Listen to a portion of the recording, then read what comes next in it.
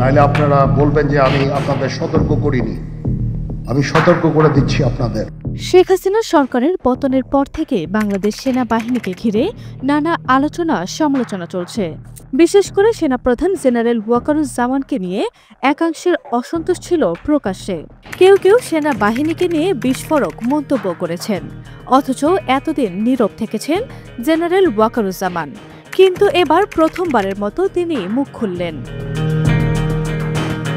গতকাল ঢাকার সেনানিবাসে আয়োজিত এক অনুষ্ঠানে সেনাবাহিনীকে নিয়ে কটূক্তি ইস্যুতে সেনাপ্রধান বলেন, এসব মন্তব্যে অখুশি হওয়ার কিছু নেই।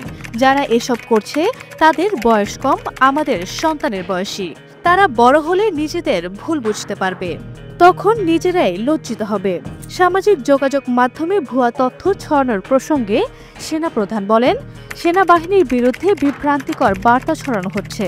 এসব দেখে বিভ্রান্ত হওয়া যাবে না, সতর্ক থাকতে হবে যাতে কেউ ভুয়া তথ্য ছড়ে সেনাবাহিনীর ভাবমূর্তি নষ্ট করতে না পারে।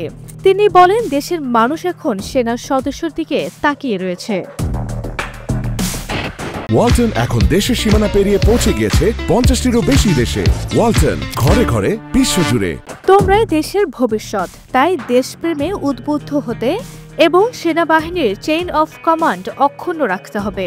সেনাপ্রধান নাম না জানিয়ে জানান, একজন সেনা সদস্যের বিরুদ্ধে রাজনৈতিক সংশ্লিষ্টতার অভিযোগ রয়েছে। প্রমাণ মিললে কঠোর ব্যবস্থা নেওয়া হবে। আরেক কর্মকর্তার বিরুদ্ধে নারী নির্যাতনের অভিযোগও তদন্তাধীন।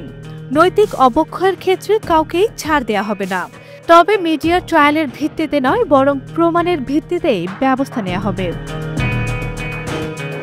তিনি সদস্যদের উদ্দেশ্যে স্পষ্ট বার্তা দেন, সেনাবাহিনী একটি পেশাদার সংগঠন। মাঠে দায়িত্ব পালনের সময় পেশাদারিত্ব রাখতে হবে, প্রতিশোধমূলক কাজে জড়ানো যাবে না।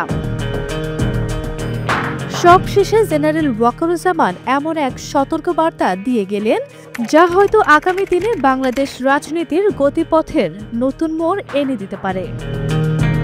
আরভি ইসলাম হিমু, এনটিভি অনলাইন।